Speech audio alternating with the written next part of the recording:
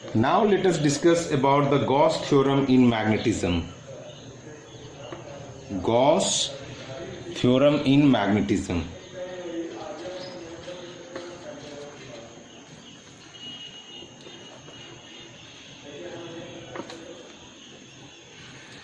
जैसा कि हम लोग गॉस थ्योरम इन इलेक्ट्रोस्टैट तो हम लोग पढ़े ही थे, वो क्या होता था, E dot D S is equals to Q by epsilon nought. ये हमारा किस में होता था, इलेक्ट्रोस्टैट में होता था। Now in the same way अगर यदि यहाँ पे हम लोग बात करें similarly integration of B dot D S magnetism में, तो यहाँ पे जो आता है वो हो जाएगा ज़ीरो। इसको सिमिलरली ना कहें, नहीं तो बोलेंगे कि कंपैरिजन गड़बड़ हो गया।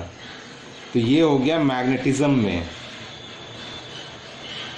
अब ये this is your Gauss theorem in magnetism. Now अब ये हम लोगों को जानना है कि ये ऐसा क्यों हो रहा है भाई, कि मैग्नेटिज्म में B डॉट डी एस है ना, ये ज़ीरो क्यों होता है।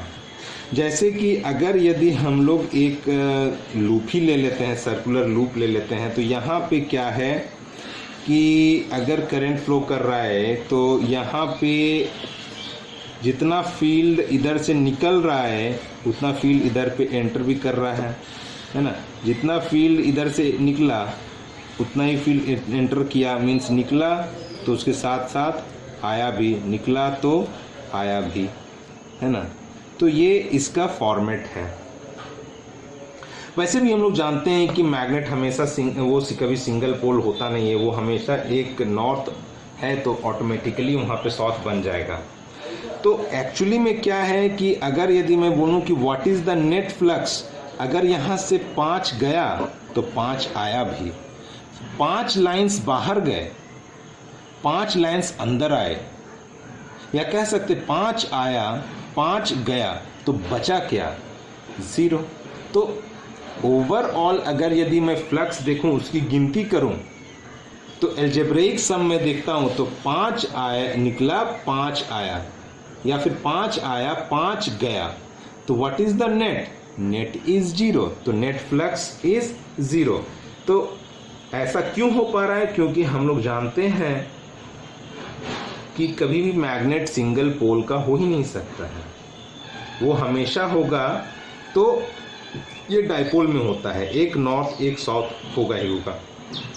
और ये प्रूव करता है इस बात को कि मैग्नेटिक फील्ड लाइंस और magnetic field lines always forms a closed loop. तो बेसिकली ये किसको प्रूव, इस बात को भी प्रूव करता है ये कि it proves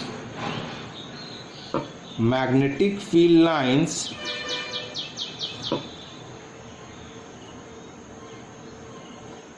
forms a closed loop। Reason I hope आपको समझ में आ गया हो। जैसे क्या है ना कि नॉर्थ साउथ हमेशा रहेगा एक साथ, तो नॉर्थ से निकला साउथ पे गया, तो ये क्या है कि भाई इधर से आया इधर पे, जितना फील्ड इधर पे निकला उतना फील्ड इधर से अंदर गया। तो कुल मिलाकर के नेट फील्ड इसमें क्या आ रहा है, तो नेट फील्ड ज़ीरो आ रहा है। तो इसमें हम लिख सकते हैं इसका reason, since north and south pole can not be separated, north and south pole cannot be separated, Gaussian surface comma दे देते हैं यहाँ पे, Gaussian surface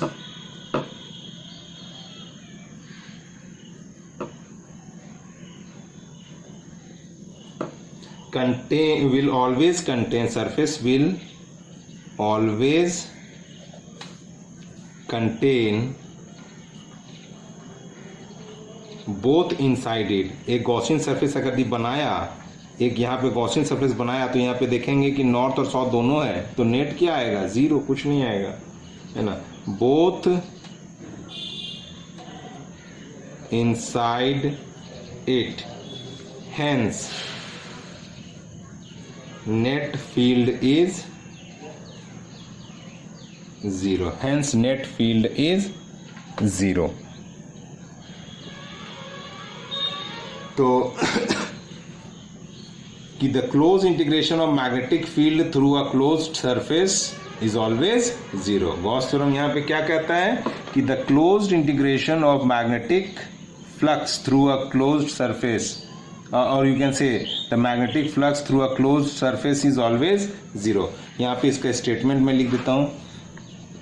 The magnetic flux through closed surface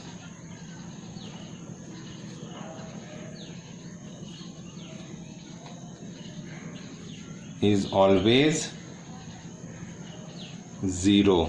Means B dot ds is always 0. यही है हमारा Gauss theorem in magnetism. Next हम लोग थोड़ा एनालॉगी से डिस्कस कर लेंगे, चूंकि वो हमारे सिलेबस में है नहीं, लेकिन उसके रिजल्ट्स को हम लोग को डिस्कस कर लेना चाहिए. क्या है हमारा नेक्स्ट है magnetic field intensity due to dipole.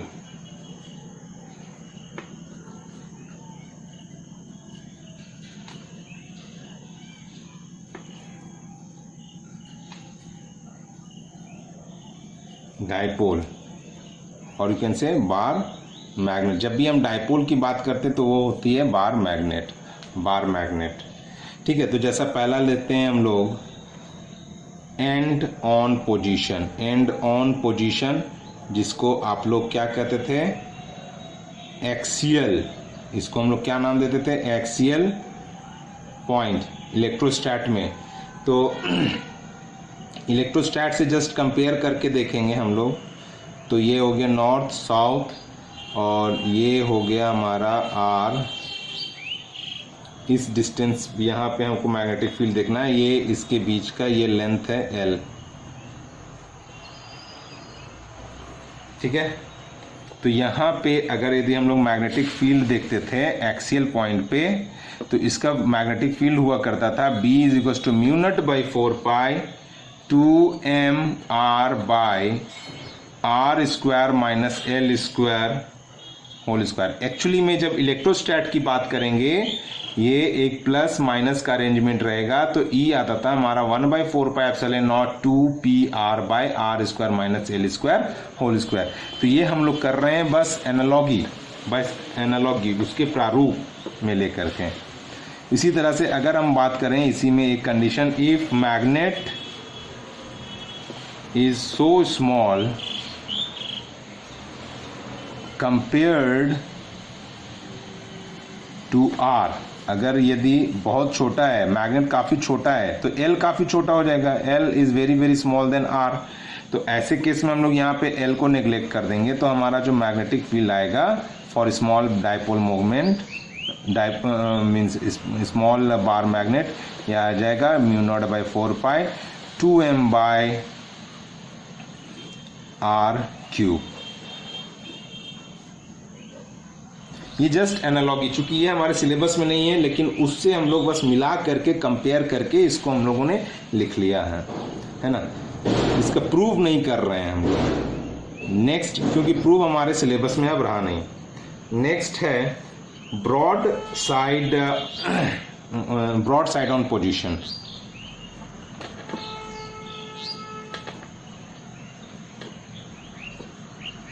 जिसको हम लोग नाम देते थे इक्विटोरियल. ये सारा इलेक्ट्रोस्टैट में हमारा किया हुआ है.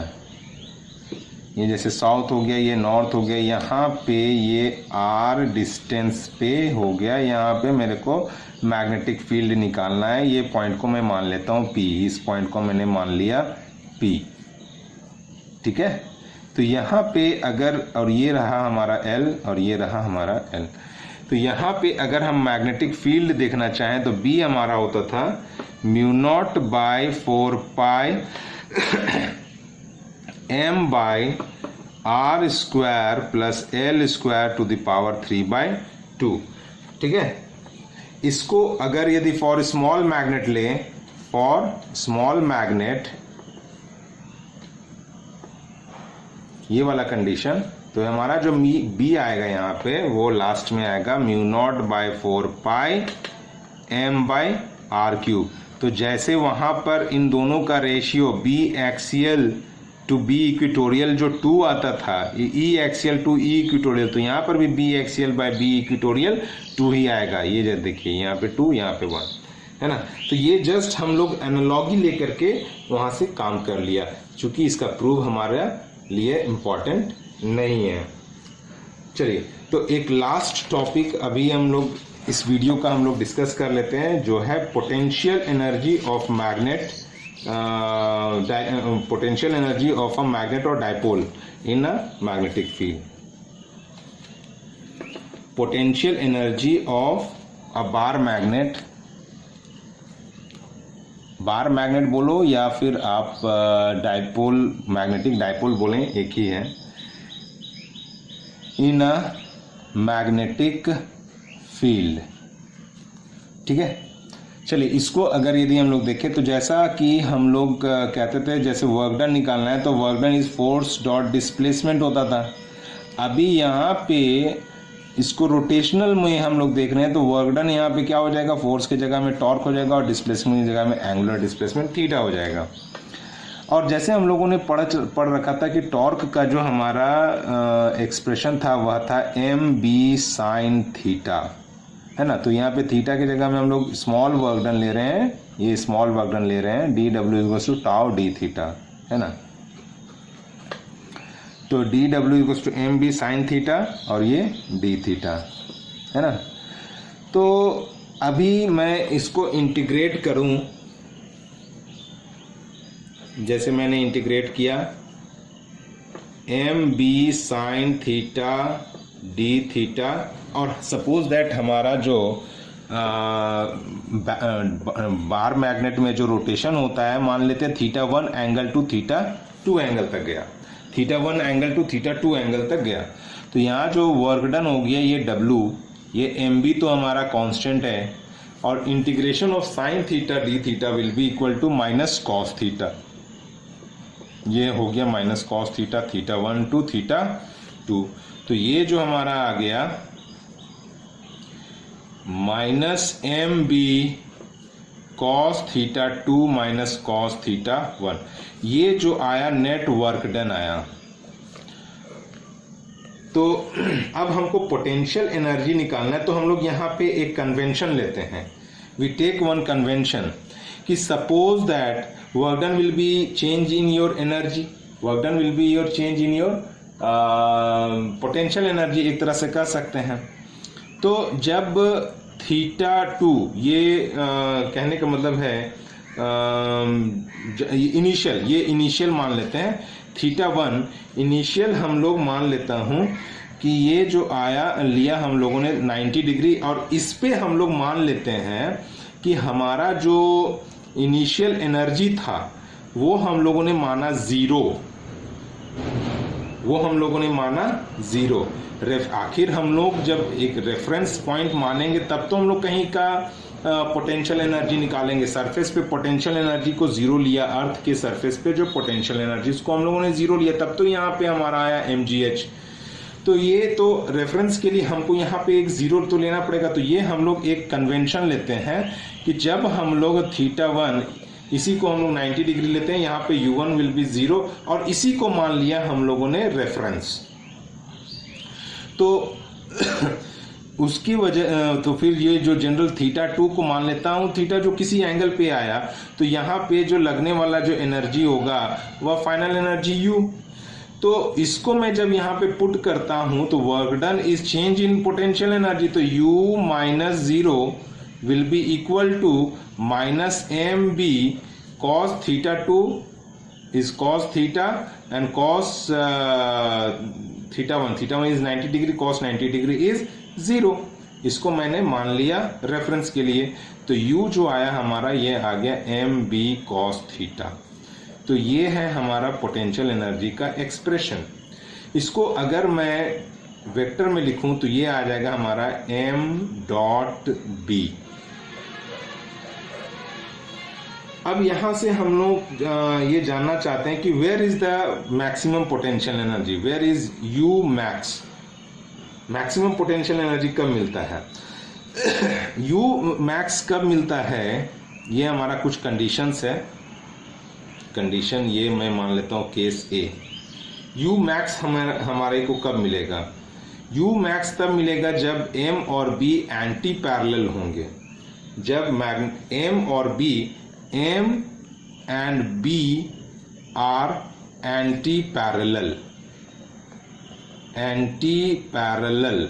ये कब होगा, मीन्स ये हो गया हमारा नॉर्थ साउथ, ये नॉर्थ, इधर नॉर्थ और इधर साउथ नहीं लिया, इधर ले लिया मैंने डायपोल का डायरेक्शन और ये लिया हम लोगों ने मैग्नेटिक फील्ड का डायरेक्शन। जब ये एंटी पैरेलल होगा तो थीटा यहाँ पे हमारा 180 डिग्री हो गया। इस केस में जो हमारा यू मैक्सिमम होगा, U max that will be minus M B cos 180 degree, तो cos 180 डिग्री इज -1, तो you will get plus M B. उसी तरह से b, जब हम लोग नेक्स्ट केस के लिए बात करते हैं, when is u minimum, minimum कब होगा, मिनिमम तब होगा जब m and b are parallel, m and b are parallel, means ये हो गया हमारा सिचुएशन। अब नॉर्थ इधर साउथ इधर, यहाँ पे ये मैग्नेटिक डायपोल का डायरेक्शन ये हो गया। अब यहाँ पे मैग्नेटिक डायपोल का डायरेक्शन क्या हो जाएगा, south to north, this is your magnetic dipole direction and this is your magnetic field. तो यहाँ पे थीटा हमारा क्या आया, 0 डिग्री। जब ये 0 डिग्री है तो हमारा यू मीन क्या हो जाएगा, you mean will be equal to minus M B and cos 0 degree, cos 0 degree is 1, so you will get minus mb। अभी एक क्वेश्चन आता है कि हम लोग एक डाइपोल को पैरेलल डायरेक्शन से एंटी पैरेलल तक रोटेट करने में हमें वर्क कितना करना पड़ेगा। अगर यदि यहाँ पे मैं बोलूँ work done in rotating, note करके मैं लिखता हूँ, work done in rotating a magnetic dipole from, ये देखिए ये मिनिमम जो है ना, मिनिमम को ही हम लोग कहते हैं स्टेबल कंडीशन, इसको हम लोग कहते हैं स्टेबल कंडीशन, और ये जो मैक्सिमम एनर्जी वाले को कहते हैं हम लोग अनस्टेबल कंडीशन। ये भी याद रखेंगे, है ना, ये अनस्टेबल क्योंकि यहाँ पे एनर्जी मैक्सिमम है। तो work done in rotating a magnetic dipole from stable condition to unstable condition, stable condition से अनस्टेबल कंडीशन तक हम लोगों को रोटेट कराने में कितना वर्क डन करना पड़ेगा। तो work done is change in energy, तो U final minus U initial, final energy हमारा क्या हुआ, ये है हमारा अनस्टेबल वाला हमारा फाइनल है, तो M B minus U initial क्या है माइनस एम बी, तो टोटल जो एनर्जी हमको वर्क डन करना पड़ेगा M B plus minus minus plus M B, तो यू विल गेट 2 MB। तो इतना वर्क डन करना पड़ेगा हमको ताकि ये ऐसे रोटेट करके ऐसे कर दें। So we will stop here, है ना, and in the next video we will discuss about the earth magnetism. Thank you.